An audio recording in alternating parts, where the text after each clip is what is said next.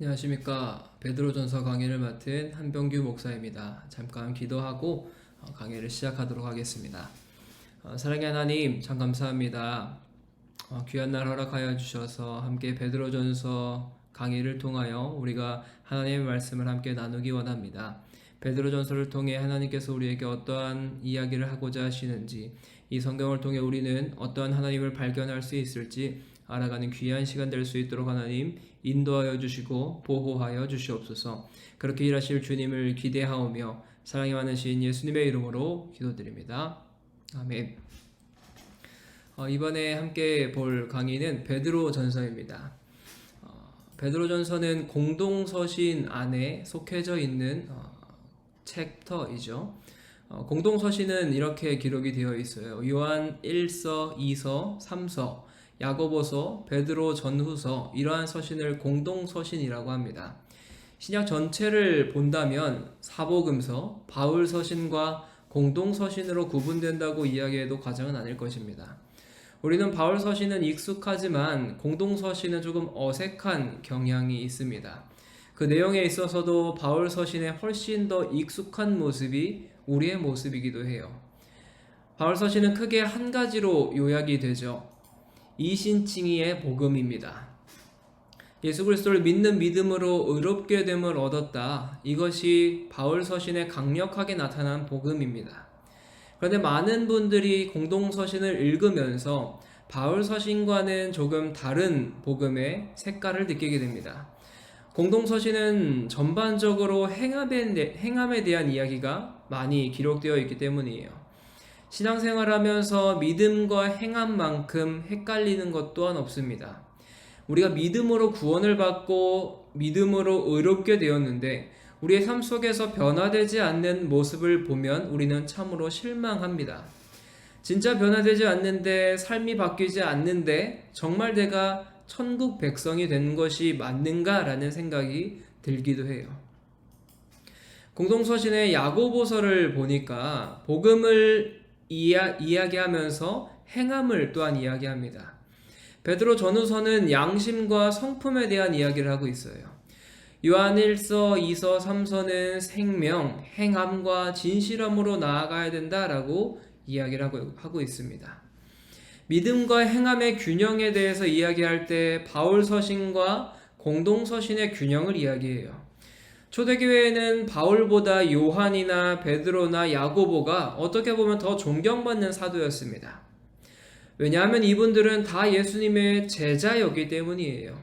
초대교회의 영향력은 어떻게 보면 바울보다 공동서신의 저자인 베드로, 야고보, 요한이 훨씬 더 컸다라고 볼 수 있어요.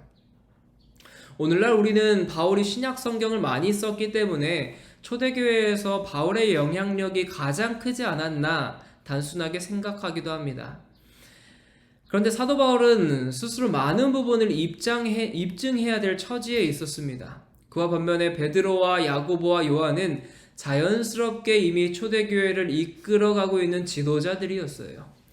초대교회 성도들은 행함이 먼저인지 믿음이 먼저인지에 다투는 것이 아니라 공동서신과 이 바울 서신을 매우 균형 있게 자연스럽게 받아들였습니다. 또한 공동서신을 읽으면서 실제 삶 가운데 나타나야 되는 변화되어야 하는 모습에 대해서 매우 중요하게 이야기를 하고 있어요. 초대교회 성도들은 양심과 성품에 대한 문제도 중요하게 생각했었고 행함과 진실함에 대한 부분도 믿음과 밀접한 관계가 있다는 것을 알고 있었습니다. 그리고 바울 서신을 읽으면서 행함이 우선이 되는 것이 아니라 믿음이 우선이 되고 그 믿음이 우리를 의롭게 했고 의롭게 하신 하나님의 은혜가 우리의 삶을 바꾸어 갔음을 매우 균형 있게 읽어 나갔습니다. 오늘날 많은 성도들은 오직 믿음으로 의롭게 여김을 받는다라는 문장 하나로 변화되지 않는 삶을 너무나 당연하게 여기며 살아가고 있어요. 예수님을 믿는데 내가 이렇게 막 살아도 어때? 믿음 있으면 천국 가는 거지. 어차피 이 땅에서의 삶은 변화되지 않는다라고 생각하는 사람들이 참 많습니다. 이런 분들은 이 공동서신을 읽으면서 초대교회 사도들이 어떤 복음을 전파했는지를 관심 있게 봐야 될 필요가 있습니다. 복음의 다양성과 풍성함을 누리며 하나님께 나아가는 것이 참으로 중요하기 때문이에요. 베드로전서의 발신자를 함께 볼까요? 이 편지를 사도 베드로가 썼다라는 것은 우리가 성경 구절을 통해 잘 알 수 있어요. 베드로전서 1장 1절에는 예수 그리스도의 사도 베드로라고 기록을 하고요. 5장 1절에는 그리스도의 고난의 증인이라고 기록이 됩니다. 이 구절을 통해서도 명백하게 확인을 할 수 있어요. 그가 복음서와 사도행전에서 잘 알려진 사도라는 사실은 내적이거나 외적인 증거를 통해서 이미 모두 확증된 상태입니다. 그런데 현대 학계는 익명의 저자가 이 사도 베드로의 이름을 가명으로 사용해서 이 편지를 사용했을 것이다 라고 이야기를 많이 추측을 하고 있어요. 총 4가지를 이야기할 수 있을 것 같습니다. 이 편지에 사용된 헬라어가 너무나 세련된 헬라어라는 거예요. 베드로와 같은 갈릴리 출신의 어부가 이러한 언어를 구사할 수 없다라는 것이 첫 번째 추측입니다. 두 번째는 이 베드로의 저작으로 간주하기에는 이 신학이라는 것이 바울의 신학과 너무나 닮았다라는 거예요. 로마서나 에베소서와 같은 신학과 너무나 닮은 것이 이 베드로전서다라고 이야기합니다. 세 번째는 구약의 인용구들을 70인역, 이 구약 성경의 헬라어 번역본에서 많이 사용을 했다라는 거예요. 진짜 베드로였다라면 히브리어로 쓰인 구약 성경을 인용했을 것이라는 것이 이들의 추측입니다. 그리고 마지막 4번째, 진짜 베드로라고 한다면 역사적인 예수님을 더 많이 언급했을 것이다 라고 이야기를 합니다. 하지만 이러한 반론들이 그 어떤 것에도 설득력이 없으며 베드로 저작서를 계속해서 뒷받침할 만한 설득력 있는 이유들이 참으로 많습니다. 먼저 첫 번째, 베드로는 중산층 어부라는 거예요. 그리고 젊은 시절부터 헬라어를 알았을 가능성이 가장 높은 중산층 어부였다라는 겁니다. 갈릴리에서는 헬라어가 꽤 흔하게 사용되었다라는 상당한 증거가 있죠. 더 나아가 베드로는 이 편지를 집필하는 일을 도와줄 비서, 즉 실루아노를 활용했을 것입니다. 두 번째는 베드로에게는 특정적인 주제, 예컨대 고난에 대한 특별한 강조 같은 것이 있으므로 베드로와 바울의 신학에서 공통된 요소들을 과장해서는 안 되지만 베드로와 바울이 같은 신학을 공유했을 것이다 라고 이야기합니다. 이것은 놀랄만한 일은 아니겠죠. 세 번째는 이 편지가 헬라어 독자들에게 편지를 쓰면서 70인령을 인용했다라는 것은 별로 예상 밖의 일은 아니에요. 네 번째, 독자는 저자가 무엇을 행해야 하는가 이것을 기록하는데 더 초점을 맞추고 있다는 겁니다. 즉 특정한 목적을 위해서 기록된 짧은 편지에서 베드로가 예수님의 역사적인 상황을 언급하기를 요구할 수는 없지만 베드로가 예수님의 몇 가지의 말씀을 암시하고 있다는 상당한 증거가 있어요. 또한 초대교회 역사에는 가명으로 쓴 책, 특히 편지가 권위 있고 영감으로 된 책으로 받아들여졌다라는 역사적인 증거가 없습니다. 실제로 다른 누군가의 이름으로 글을 쓰는 일은 속이는 일로 간주되었어요. 모든 것을 감안할 때 사도 베드로가 실제로 베드로전서의 저자라고 결론 짓는 데는 타당한 이유가 있습니다. 실제로 초기 이 초대 교회에서는 이 편지의 진실성에 대해 아무런 논쟁이 없었어요. 베드로전서 1장 1절에 기록이 되어 있죠.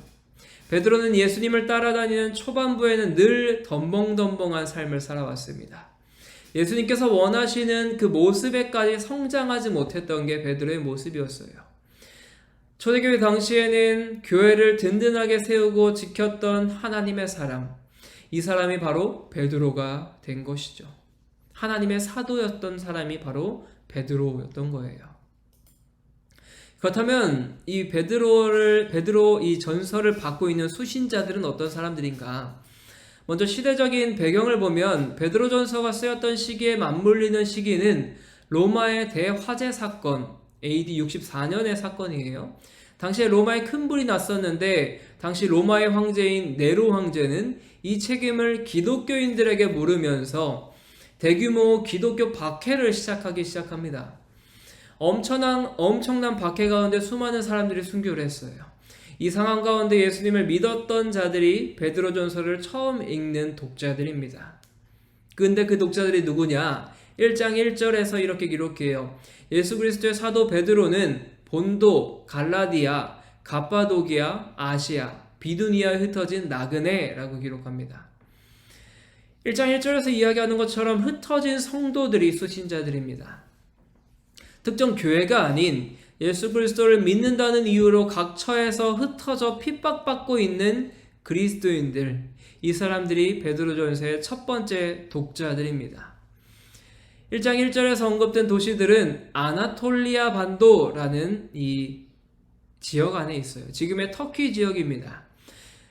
이 지도의 화면의 오른쪽 위에 하늘색 네모칸에 속해져 있는 곳이 바로 오늘 본문에 나와 있는 그 지역들이죠.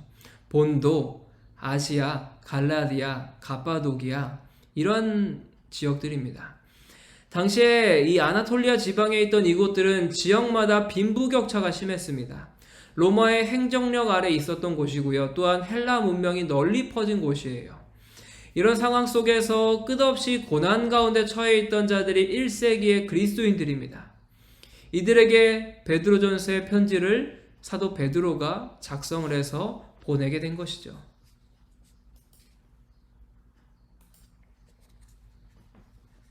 그렇다면 베드로전서의 연대와 계기가 어떻게 될까요? 베드로전서 5장 13절엔 이러한 기록이 있습니다. 택하심을 받은 바벨론에 있는 교회가 너희에게 문안하고 내 아들 마가도 그리하느니라. 위 구절에 따르면 베드로는 이 서신을 쓸 당시 바벨론에 거했을 거예요. 요한계시록에도 등장하고 당시 폐허였던 느부갓네살 제국의 이전 수도인 바벨론을 말하는 것은 아닐 텐데, 그렇다면 과연 어디를 의미하는 것일까 생각하게 합니다. 지금까지 정확한 위치에 대한 제한이 있어 왔어요. 다양한 제한이 있었습니다. 첫 번째, 이곳은 애굽 변경의 전초지일 것이다 라고 이야기하고요. 두 번째는 고대 메소포타미아 도시 중에 하나일 것이다.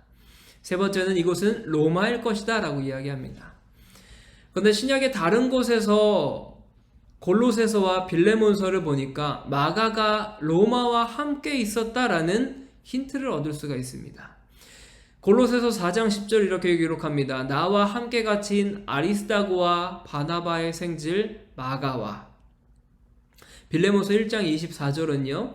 또한 나의 동역자 마가, 아리스다고, 데마, 누가가 문안하느니라. 베드로가 마가와 함께 있었다고 말하고 있기 때문에 당시 기독교인들에게 바벨론은 로마를 가리키는 아무와도 같은 이름이었다고 유추하는 것이 가장 타당합니다. 또한 종말론적으로도 바벨론은 믿는 자들을 탄압하는 상징적인 의미를 갖고 있던 게 바벨론이에요. 베드로 시대의 로마는 거대한 이도교 세력이었고 그 아래 소아시아 속주에서 하나님의 포로된 백성들이 자신들의 하늘의 유업을 바라보면서 살았던 것이에요. 이것은 마치 이교도 바벨론이 유대를 정복하고 약속의 땅에서 포로들을 멀리 데려왔었던 예레미야와 바벨론 시대, 다니엘 시대에 비교될 수 있는 형국입니다. 이런 해석은 2세기 때부터 보편적으로 받아들여졌어요. 초대교회 역사는 베드로가 생애 마지막 기간에 로마에 있었다라는 사실을 거의 단정적으로 증언을 하고 있습니다. 만약 이 로마가 본래 기록 장소였다면 이 서신은 AD 60년에서 68년 사이에 기록되었을 것이 분명합니다.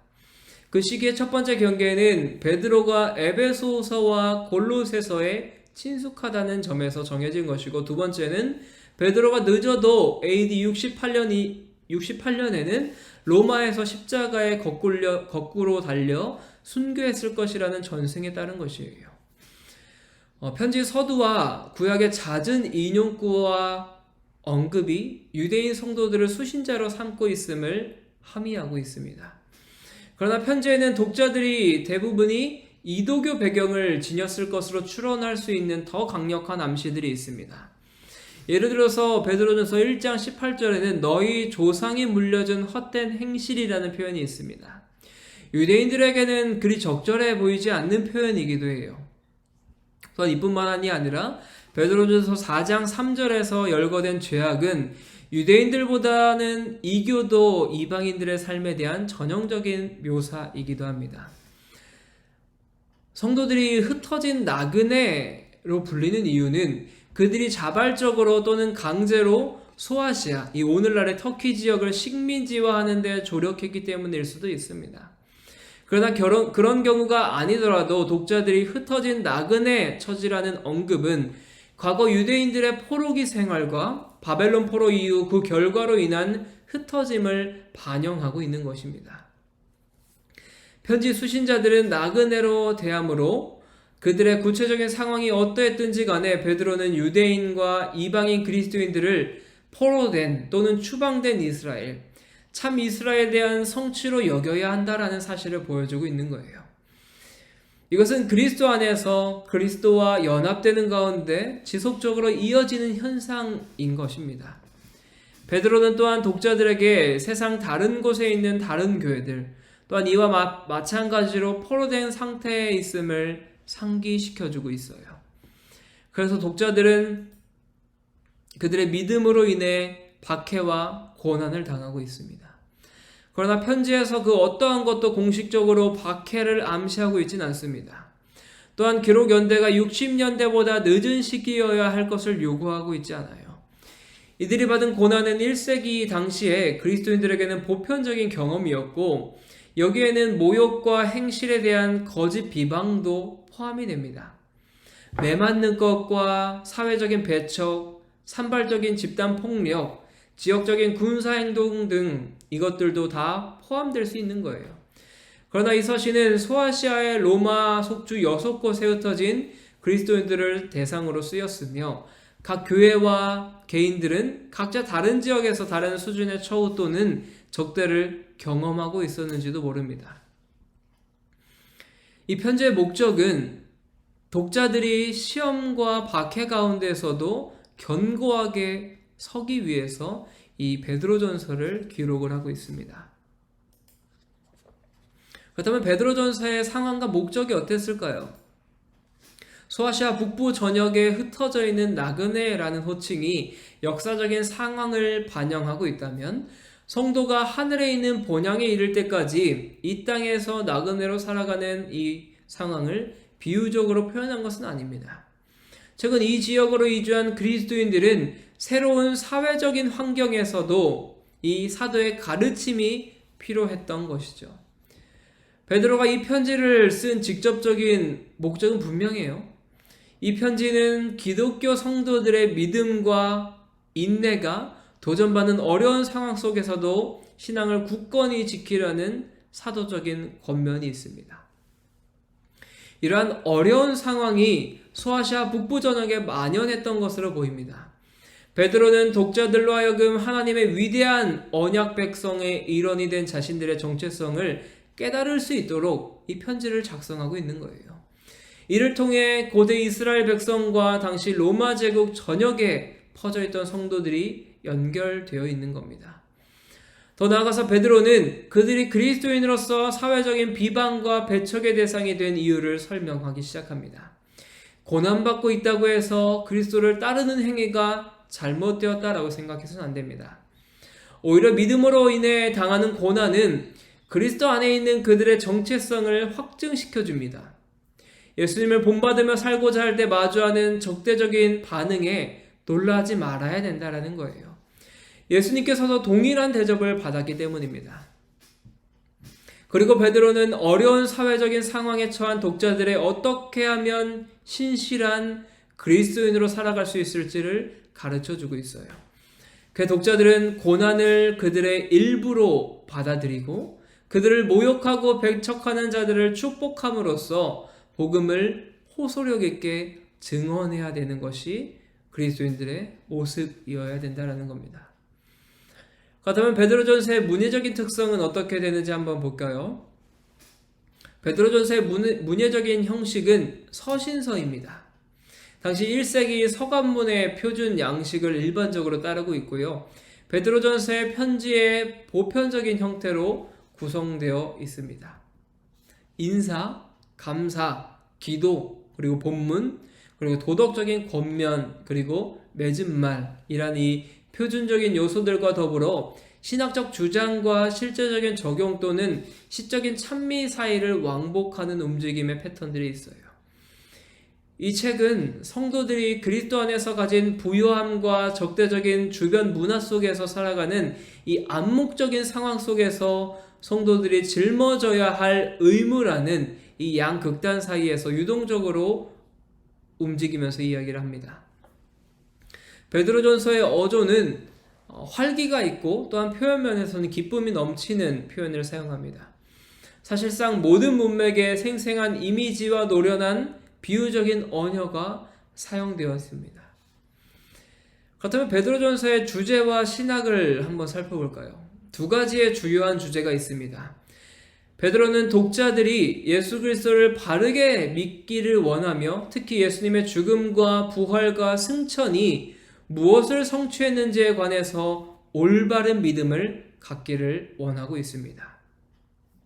두 번째는 베드로는 예수님께서 성취하신 바를 독자들이 깨닫고 더 나아가 그들이 자기 존재를 이해하는 방식대로 삶을 살아내기를 원하고 있는 거예요. 예수님의 고난과 대속하심으로 성도들은 하나님의 자녀로 거듭났고 그리스도가 다시 오시는 날 완전히 실현될 영원한 소망을 누리게 되었습니다. 예수님께서 행하신 바는 그분을 따르는 자들이 얻게 될 새로운 정체성의 근거입니다. 우리는 하나님의 집에 살아있는 모퉁이 돌이신 예수님께로 나아가서 하나님이 임재하시는 이 땅의 영적인 성전을 이루는 산돌이 되는 거예요. 전에는 우리는 그분의 백성이 아니었으나 지금은 하나님이 택하신 족속이고 왕같은 제사장이고 거룩한 나라이며 하나님의 특별한 소유가 된 백성으로 부르심을 받은 것이 우리의 삶의 모습입니다. 또한 2장 21절부터 25절에서 제시된 예수 그리스도에 관한 베드로의 가르침의 핵심은 고난받는 종에 대해서 다루고 있는 이사야 52장과 53장을 근거해 이야기를 합니다.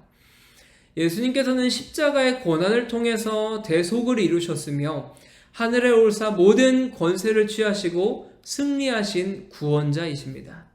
또한 예수님께서는 십자가의 고난을 통해 대속을 이루셨으며 하늘에 오르사 모든 권세를 취하시고 승리하신 구원자이세요.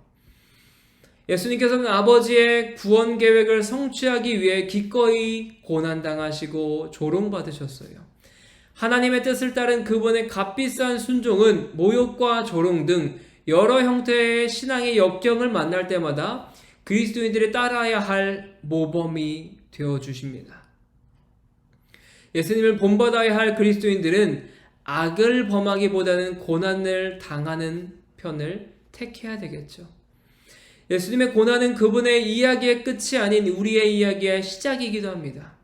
그분의 죽으심은 우리를 하나님께로 이끌고 그분의 부활하심은 우리를 새롭게 태어나게 합니다. 그리고 그분의 승천은 지옥의 권세조차도 우리를 파괴할 수 없음을 확신하게 알려주고 있어요. 예수님께서 성취하신 그 모든 것은 모든 성도들에게 하나님이 그들의 아버지가 되어주신다라는 새로운 정체성을 부여해 줍니다. 그리스도의 정체성을 묘사하는 표현 중에 새 생명이라는 이 표현보다 더 나은 표현은 없겠죠. 이 말은 한 사람의 정체성이 더 이상 육신으로 태어난 상황에 의해 결정되지 않는다라는 것을 보여주고 있습니다. 동시에 그리스도인은 이 새로운 정체성으로 인해 이 땅에서 나그네이자 이방인의 삶을 살아간다라는 거예요. 그들은 이 땅의 가치가 아니라 하늘에 계신 아버지의 가치에 따라 살도록 부름받은 사람들입니다. 베드로는 그의 독자들이 그들이 행하는 그 모든 것을 통해 하나님의 구원 사역을 호소력 있게 증언하는 자로 살기를 바라고 있는 거예요. 그렇다면 성경 이야기 속에서 베드로전서는 어떻게 이야기를 할까요? 이 서신서에서 예수님은 그리스도인들의 신실한 고난에 대한 본보기로 제시가 되어집니다. 따라서 그리스도인 독자들은 예수님의 고난 속에서 그와 밀접하게 연결이 되어 있는 거예요.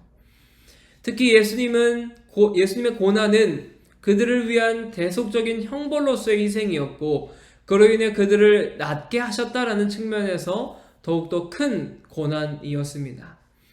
이것은 자기 백성을 대신한 메시아적 이 종의 대속적인 고난에 대한 이사야의 환상을 보여주는 이사야 53장의 성취이기도 해요.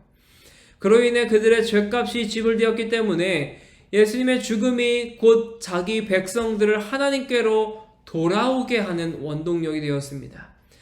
구약에서 하나님이 이스라엘을 그들의 땅과 하나님 자신에게로 돌아오게 하실 때 이런 표현을 많이 사용을 합니다. 그러므로 그리스도인들은 더 이상 하나님에게서 분리되어 고립되지 않으며 그리스도의 죽음을 통해 영적 포로에서 돌아온 진정한 이스라엘로 회복되는 겁니다. 그러나 영원하고 새로운 세상이 오기 전까지 성도들은 세상에서는 여전히 육적인 포로 상태에서 살아갈 수밖에 없는 것이죠. 베드로전서의 구조를 함께 살펴볼까요? 베드로전서 구조는 1장 1절에서 수신자와 배경에 나타난 세상의 특징에 대해서 보여줍니다. 그리고 1장 1절부터 2장 10절까지는 세상과 제사장교회에 대해서 이야기하고요. 2장 11절부터 3장 22절까지는 세상과 선한 양심에 대해서, 4장 1절부터 5장 14절까지는 세상과 종말, 그리고 교회라는 이 큰 틀 안에서 이야기가 흘러가고 있습니다. 그렇다면 조금 더 세부적으로 한번 살펴보면 이렇습니다. 인사말이 1장 1절부터 2절까지 기록이 되고요. 두 번째 큰 챕터로서 산 소망을 주신 하나님을 찬양한다라는 것이 1장 3절부터 12절. 이 안에는 베드로의 성령, 그리스도인의 삶의 한 부분인 고난에 대해서 이야기하고 기독교 시대에 사는 특권에 대해서 이야기합니다. 큰 세 번째는 거룩한 사람이 되어라. 1장 13절부터 2장 3절입니다. 이 안에는 아버지의 자녀가 되어라. 또한 너희 정체성대로 살아가라 라고 기록을 합니다. 큰 네 번째는 산돌과 택하신 족속입니다. 2장 4절부터 10절인데요. 이 안에는 아버지의 집, 이제 너희는 하나님의 백성이다 라는 이야기가 기록이 됩니다. 다섯 번째는 이교 사회 속에서 거룩한 삶을 살아가야 된다. 이방인과 나그네로 살아가라고 권면을 하고 이교 권력자에게도 복종하라고 기록합니다. 또한 가정 안에서 그리스도를 위해 살아가야 된다라고 말합니다. 여섯 번째는 선을 행하기 위해 받는 고난을 이야기하면서 의로운 삶을 위한 그리스도인의 덕, 해를 피할 수 있게 하는 의로운 삶, 불의한 고난에 대한 그리스도의 승리를 기록합니다. 일곱 번째는 하나님을 위해 살아가라고 합니다. 그리스도의 승리를 실천해야 되고 만물의 마지막에 비추어 살아가라고 말하고 있습니다. 아홉 번째는 그리스도인이라는 이유로 당하는 고난, 4장 12절부터 19절. 그리고 열 번째는 장로들과 양 무리들에게, 마지막으로 마지막 인사, 이렇게 기록을 하면서 베드로전서의 세부적인 내용이 이렇게 기록이 되어 있습니다.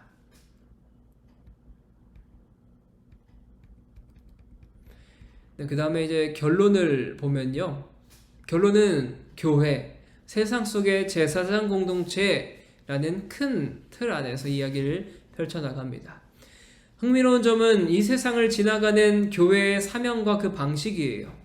그들은 세상 속에 흩어진 초라하고 소외된 외국인이나 주변인 같은 여행객으로 존재하지만 도리어 하나님께로부터는 세상 이방인들로 하여금 하나님께 영광을 돌리게 하며 그들을 하나님께로 인도하는 제사장 공동체로 존재하는 거예요.